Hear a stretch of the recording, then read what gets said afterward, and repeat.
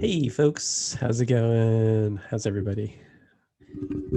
All right, so today I wanted to spend some time discussing with you conflict as a topic, and this will be really important throughout the semester, and it's important throughout our lives, I guess. Conflict. I think the biggest thing about conflict is a lot of people think of it, off the bat, they think of it as being a bad thing or a good thing, or kind of putting it in those evaluative terms.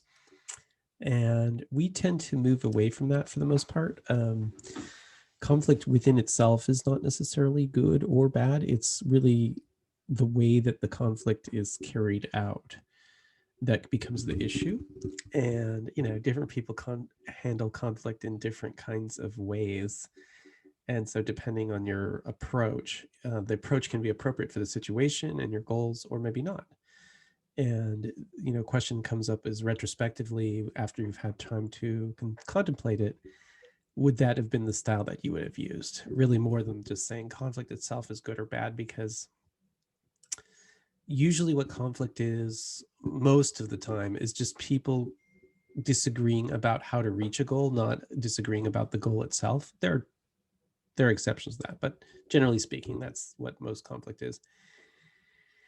And usually with a conflict, it's not that one person is absolutely wrong or the other person is absolutely right. It's that you're engaging in the critical thinking process, trying to come up with the best decision for the group. Now, there are obviously exceptions to all that, but that's just kind of a, excuse me, overview of conflict. And now, when you're talking about conflict, we'll be looking at it in terms of the Breakfast Club and 12 Angry Men, and also, just groups that you've been part of over the course of your life. And so people find this really useful. It's a very practical skill to be able to just sort of look at conflict in all these various ways. And so specifically, this lecture is focused on styles, the styles of conflicts that are out there. And so let's kind of go over them a little bit and discuss some of the material in your textbook, and we'll refer to your movies and stuff like that throughout. And then hopefully you'll enjoy thinking about conflict too, as much as I enjoy it. I think it's a, interesting topic. Conflict's not always fun. Sometimes it can be interesting and fun, but mostly it's not always fun. But it is also necessary, and it doesn't have to be not fun. It can actually be. So let's take a look. Let's start by sharing some screenage. And here we go. Yeah, so let's move ahead in this. And again, this is our group communication class, and their subject today is conflict. And right off the bat, when I see this picture of conflict, this is a photo from Lord of the Rings. And a lot of times when people think of conflict, they think of, something that's very violent, like a sword or something like that. Like a violent image comes to mind sometimes for a lot of folks. And that is definitely a type of conflict. I don't want to say that it isn't. But the idea here is to get it away from that being the only way we think of conflict. And it's just in there. It's not a part of conflict, but it's not the only way. And here's another example. I say communication conflict. This is from Kill Bill. And again, we see the sword, that we think of conflict in these terms. And maybe that's why people sometimes always associate with all conflict as being bad, is they can think of, violence. And that is a type of conflict, but it's not the only type of conflict that's out there. I like to think of conflict in terms of styles. When you think about conflict, I like the word styles. If you think about style in terms of clothing and how we put on different styles of clothing depending on the occasion. If we're going to work out, we might wear a sweat suit like these guys run DMC. If we are going to go to a formal occasion, we may wear a tuxedo. If we're going to go to sleep, we may wear pajamas. So we switch our style around based on the occasion. And what's interesting to me about that is, like, that's obvious that we switch our styles around, but some people go into almost every conflict situation with the same style. Like they'll wear, it's, the fashion equivalent would be wearing a sweatsuit to every occasion. Like you go to a formal dinner and you wear a sweatsuit, you sleep in your sweatsuit, you go to on a date in your swimsuit, you go to class in your sweatsuit. No matter what, you're just wearing your sweatsuit all the time, your Adidas tracksuit or whatever it is. And you have 10 sweatsuits or tracksuits, and you wear them all just for every occasion. Like you never change up the style. And what we usually recommend is that people be more flexible than that, and that they try on different styles for different occasions, and they have like a more malleable type of approach is the idea anyway. So that's the idea. It's not always able to achieve it, and we sometimes, we jump into an old style, but the idea is to get away from just kind of the gut reaction. So like if you're a chef that makes only one meal, you make macaroni and cheese every day, that can get kind of boring. And so if you approach every single conflict with the same style, that can be a problem too. So let's take a look at some of this stuff here. Okay, so the first communication style in terms of conflict styles is known as collaboration. And this is where the people that are involved are looking for a win-win situation. They're trying to make it so everybody can win. And they're looking for an alternative that can really work for all people. So for example, if you're going out to dinner with a group of friends and one person wants to have Japanese food and another person wants to have Thai food, there may be a food court nearby where both Thai food and Japanese food is there, and you can all have what you want by collaborating. So it's possible. Or like if you need to do your homework and your friend wants to go fishing, you can maybe do your homework on the boat. So that's the collaboration style that's out there. It's looking for a win-win, really considering all options. And what's great about it is because you're looking for a win-win, people consider more options, and they don't just jump to a conclusion without considering all their options and trying to come up with a win-win. Now, to be honest with you, it's not always to have collaboration. It's not always possible, but we shoot for it, right? You can see that the group in the Breakfast Club really came together and collaborated in this situation where they're being chased by the principal through the school and being worried that they're going to get caught. This is where they really collaborated and looked for win-win situations for everybody. I don't know that they were able to achieve that, but they just definitely tried to find win-win situations. In 12 Angry Men, juror number 9, McCardle, excuse me. This gentleman definitely engaged in that kind of collaborative type of approach, listening to other people's point of view, trying to emphasize common ground, knowing that we're all in the same boat. And there's a bunch of things he did, but one really collaborative thing that he did was when he voted not guilty. That was an example of a collaboration where he's just, really trying to work with everybody. So yeah, so that was the idea there. He collaborates throughout. He's like, come on, listen to other people's ideas and tries to bring everybody together. Juror number 6, the house painter. There's a point where the car wash owner is, and also the baseball fan are being really mean to the McCradle character, the older gentleman, and this guy tries to form some common ground, like, hey, do you think you could be nicer to the old man and give him a break because he's old and whatnot? And he's, trying his best. And so he tries to level with him without getting violent or anything like that. So he tries anyway. Later on, he has to deviate from that because they don't collaborate with him, but he tries to collaborate. This character, Juror 8, definitely is a big collaborator. The architect, he's constantly trying to collaborate with other people. And so for example, he'll say, I don't know if he's innocent or guilty either. We're all in the same boat. We're all having doubts here. That idea that we're all kind of going through this at the same time is very collaborative. That idea that, hey, I don't know if the boy's innocent or not. I don't know if he's guilty or not. We're all trying our best here. That type of thing is I thought very collaborative. So he uses collaboration throughout the film. And here's the Golden State Warriors. There's a lot of reasons why this particular basketball team is successful, but not the least of which is the fact that they are very, very extremely collaborative with each other. We can see that throughout the film, throughout their history of really working together. There's no one star. Definitely, obviously Curry is pretty famous for being very good, but their ability to work together is and have everybody be a winner in the team is definitely part of why they're successful. Okay, the next style is known as competitive, or competition. With this style, it's the idea is that it's really like very, it's kind of like the opposite almost in some ways of the collaborative, but it's this idea of adopting a win-lose philosophy. Like you want to win and everybody else is going to lose, and you'll basically burn down the whole earth to get your way.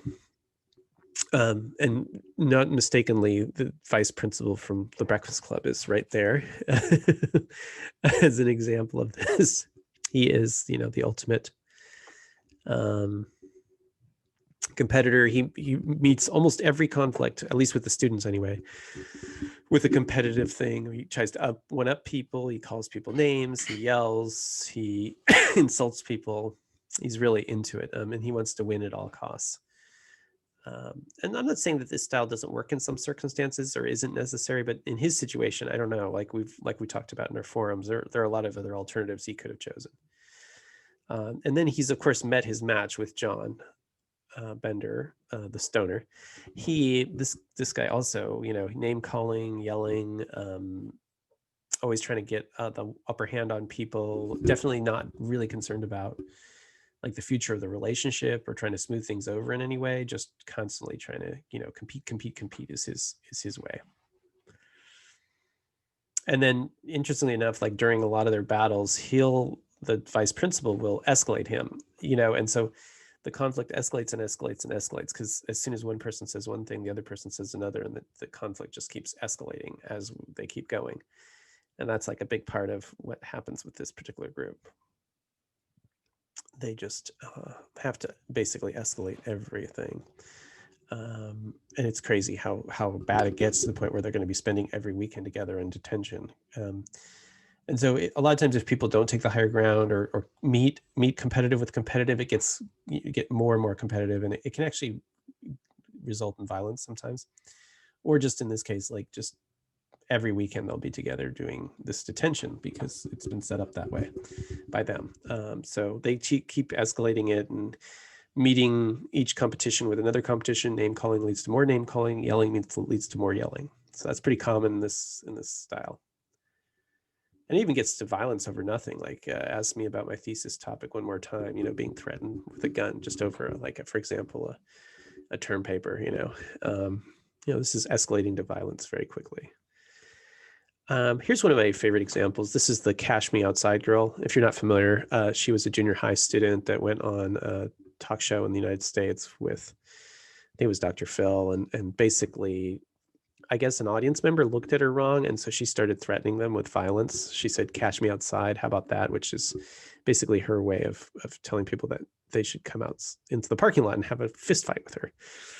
I believe that's what she was insinuating. And actually, for a lot of folks, this is kind of funny because, why, what is going on here? Like whenever something's funny, you have to kind of ask yourself why. And part of it is that she's escalating a conflict to violence without, aside from her unique catchphrases, she's escalating a conflict to violence when it's not really necessary.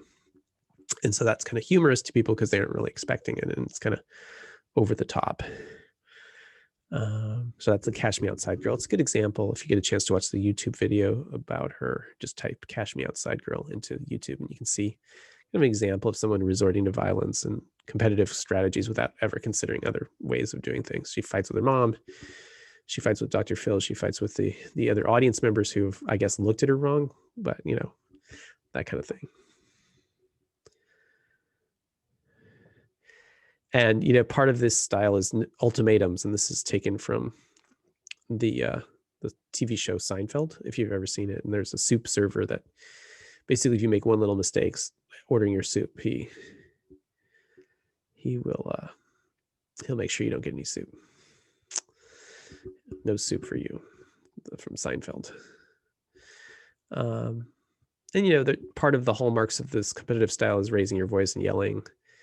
And like the counter of that is don't raise your voice, improve your argument. And that involves, the more collaborative style, of course, improving your argument, offering more evidence, etc., instead of yelling. But with the competitive style, yelling is a big thing. In 12 Angry Men, juror number 3, the angry father, played by George C. Scott, definitely. He's a good example of of a competitive person, and he yells and raises his voice when he feels like he's not getting what he wants. And you can see that he's angry with his son, sort of ageist against young people, and if he feels like the direction is not going his way for the group discussion, he'll start yelling.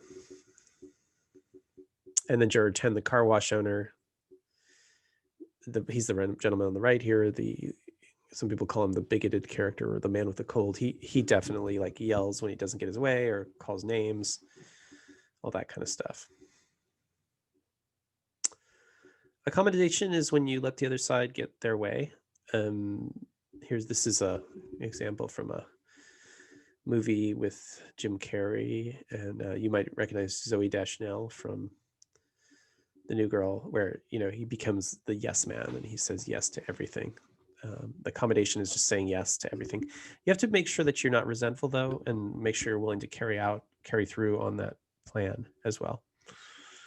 That would be another thing, is making sure that it's a real yes and that you plan to carry on through. It's not one, it's, sometimes people say yes to something and they don't actually follow through. I had one student in one of my classes once, and they were going to watch a movie. I think it was, excuse me, Fantastic Four. And then she never watched the movie because she basically agreed to do it, but then didn't really plan to follow through. So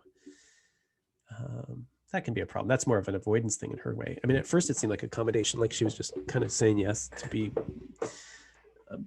helpful or whatever, but then she didn't actually follow through, and she didn't plan to follow through, and she didn't do any of the steps that would be needed to follow through, or even tell anybody, actually. So it can go awry sometimes, but you have to be willing to do it. Really, the essence of accommodation is where the other person being happy makes you so happy that you just go ahead and let them do that their way, just because more than wanting to do it, you just want them to be happy. And that can happen sometimes. You're going to the movies with a friend and they want to go see a movie and you don't particularly want to see it, but just seeing them be happy is going to make you so happy. So that can be part of it. Juror 1, which is played by Courtney B. Vance, he accommodates at times with people. He's, lets them talk when he, because they want to talk so badly, he'll go ahead and let them talk. Davis, for example, he lets him talk. So he's a good example of this at times. That's not the only type of conflict style he takes on, but it's one of them. He's also a big collaborator at times.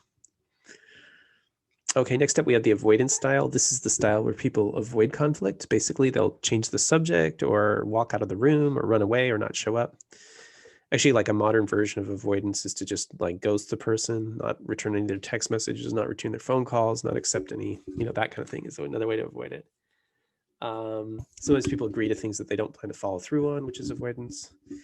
If they plan to follow through, it's accommodation. But if they don't plan to really follow through, that can be the issue. In the case of The Breakfast Club, this character, played by Anthony Michael Hall, his name was Brian Anderson, to be specific, I believe. Brian Johnson, yeah, Brian Johnson. He just wants not to have anybody know that he's a virgin, so he's always trying to change the subject or, get out of that. And so he's always trying to just basically switch things around so he won't be revealed to be a virgin. And you can definitely see that in the film for sure. There's no question. He has this definite version and trying to avoid it. Eventually, though, the stoner doesn't let him and he has to admit that he's a virgin, and it turns out that it's okay. But he avoids admitting he's a virgin for a long time. And he uses all the avoidance techniques you can see. So if you go back and watch the movie, you'll see that. Juror number 2 in 12 Angry Men, the bank teller, initially, he doesn't avoid throughout, but at the initial steps, he doesn't want to say his opinion about the why he feels the boy is innocent or guilty. He's just sort of holding back. So he's definitely an example of an avoider early on. Juror 2. And then Juror 7, he does a whole bunch of different conflict tactics because he wants to get to this baseball game. He's got this hip pocket agenda where basically everything they're talking about, he's not really interested in, and everything he says is not really what he means. It's just basically a way to avoid things so that he can get to the baseball game. He has tickets to see a Yankees game. It's that night, and he wants to get through this as soon as possible. And so he'll do avoidance at times to try to do that. He's a joker too, so he just jokes around sometimes to change the subject so he doesn't have to deal with the conflict. And at one point he even does, I would say it's kind of accommodation, but it's like fake accommodation because he doesn't really agree. But mostly he's a big avoider throughout. And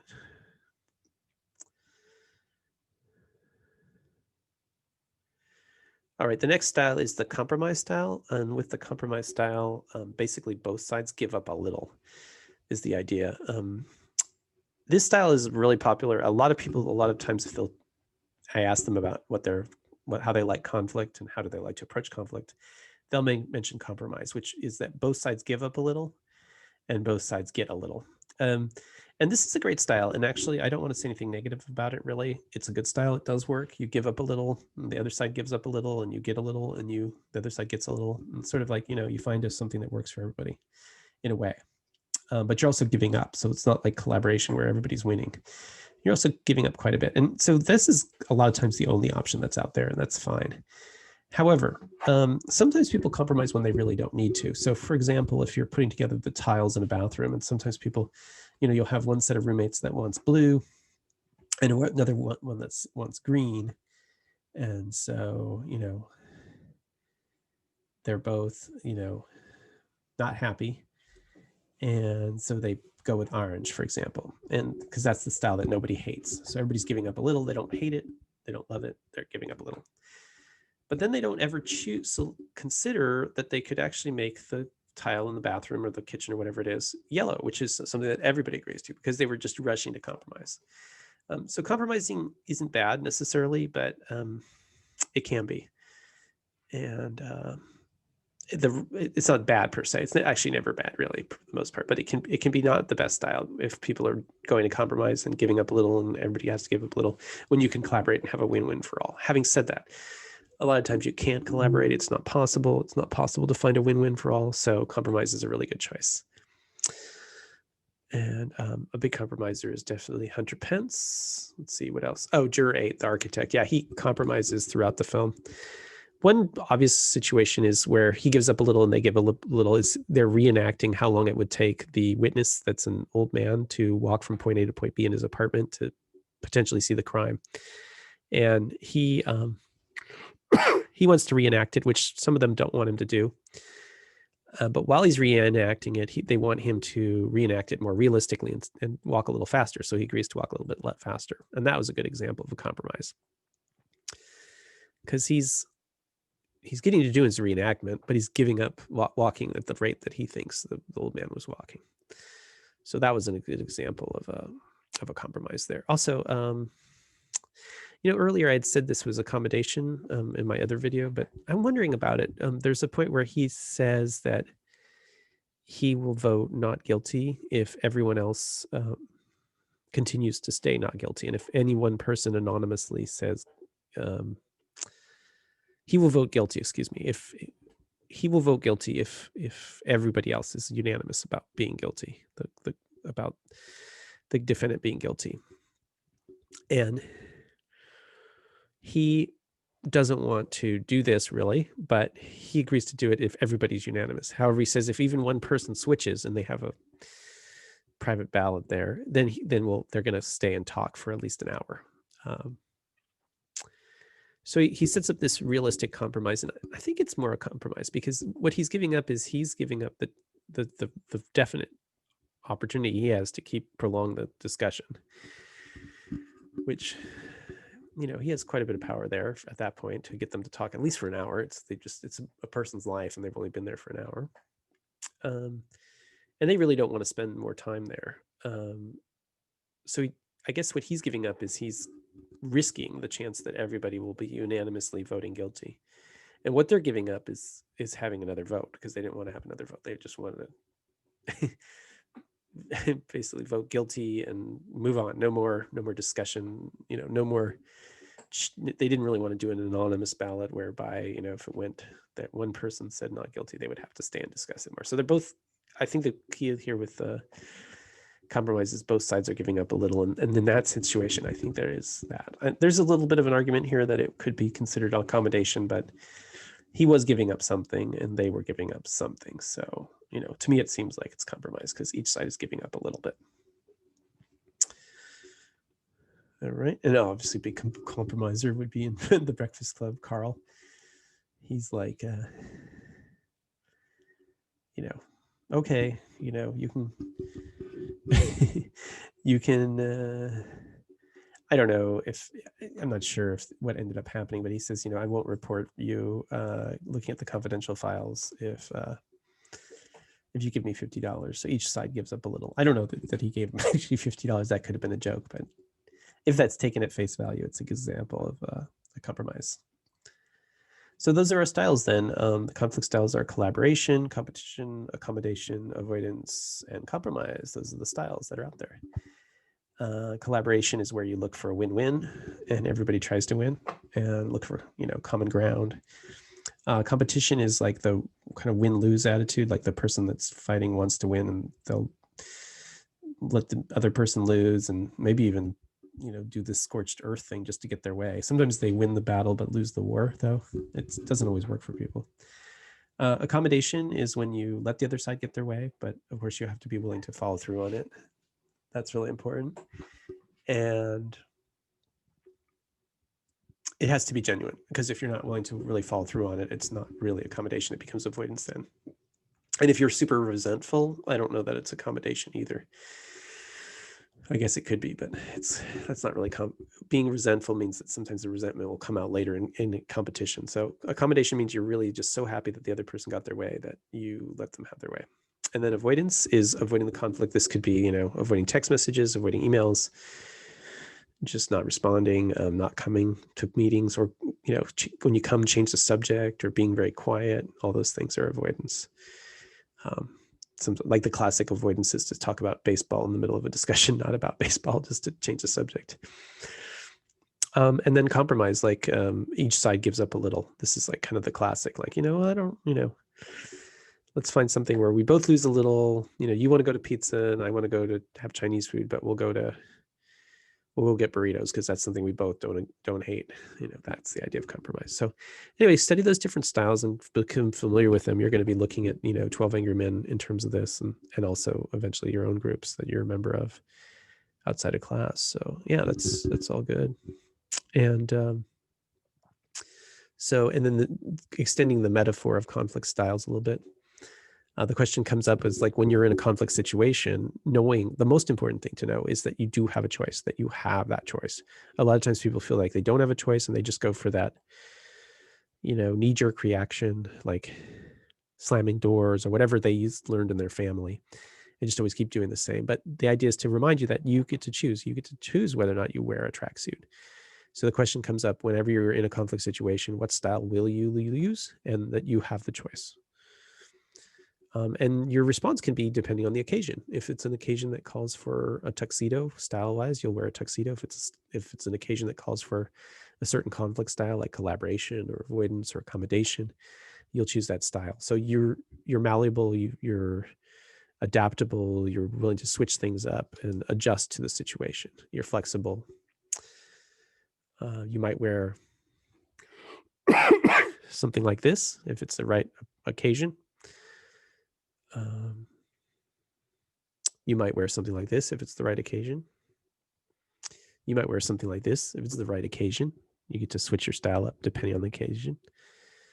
You might wear something like this if that's the occasion. You might wear something like this if that's the occasion. You might wear this if that's the occasion. You might wear this if that's the occasion. So that's the idea, is to just be able to be adaptable and switch around. All the different styles of clothes are out there, and then all the different conflict styles are out there, and you can choose a style that works for you. And the main thing we always say as communication scholars is that we don't tell you like one way of doing conflict is bad or good, but rather just you choosing something that works for you. And it's something that you'll figure out over the course of your lifetime, figure out what works best in different situations. And that to remember that not all conflict is necessarily bad or good or everything in between, but that it's the way in which we approach conflict, which can sometimes be effective or ineffective, depending if we're adapting to the situation. So yeah, so that's what it is about conflict. So take a look at 12 Angry Men if you haven't already, and think about conflict, and email me if you have any questions about conflict. I'm always happy to kind of connect with you guys and discuss the topics there. And I think conflict's actually one of the things that like really successful people are able to do conflict well. And it can make you more successful. So it's a good example of something that, that really can benefit you from practicing it and thinking about it. I think that the people that are successful have a way of dealing with conflict, and they have kind of a very broad view of it, and at times, and a very specific view of it at others. But they're willing to think about conflict and analyze it, and they understand the complex nature of it. And when they find themselves in a conflict situation, a lot of times they'll stop and consider what style they're going to use before moving on, as opposed to just jumping right into it. And a good example of this actually is an email. Have you ever received an email that really upset you in some way, and then rather than responding right away, you wait 24 hours? And a lot of times it might seem like, wow, that's rude, to wait 24 hours, but maybe the other person will just think you're busy. And during that 24 hours, you can think about what's the best approach. Because if that email really upsets you and you like hit people with, right off the bat with a competitive style, now that might be fine, but is that the best style for you to use or not? So this just asks you to sort of think about that, stop and think about what style you'll use, how will you approach it? And so waiting, they always say count to 10, like just waiting to respond, even if it's a face-to-face situation, if someone says something that really upsets you, sometimes you can avoid it for a little bit while you're thinking about your strategy, instead of just going right into whatever it is. I had one student that he got in a fist fight. He had gotten accepted to UC Berkeley, and he went out to celebrate. And he came back the next day with a black eye. And he said that he and the other guy got an argument at the bar. He was celebrating, and there was a Dodgers fan, and he was a Giants fan. And the Dodgers fan said something to him that was, I don't know, something disparaging about the Giants, and they ended up having a fist fight. And that he, like, the way he presented to me is like he didn't have a choice. So, sometimes people see it that way, but in fact, he probably did. He probably could have handled it. He could have run out of the bar. He could have collaborated and said, well, both teams are good. I mean, the San Francisco Giants aren't really from San Francisco.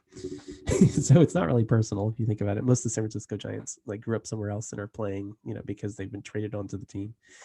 So so it's not really necessarily you have to have a fist fight over it. You could, but the idea there's just, you could have the fist fight, but knowing that you have other choices. And my point is not saying like you shouldn't conflict this way or you shouldn't do this or that, but rather just knowing that you have choices and being aware of those choices is the real key there. So we'll be looking at 12 Angry Men and seeing what kind of choices they've made actually throughout the film. And then that helps us to learn the different styles and be familiar with them. Okay, hope you're having an amazing day, and email if you have any questions about the conflict lecture. Okay, thanks. Bye-bye.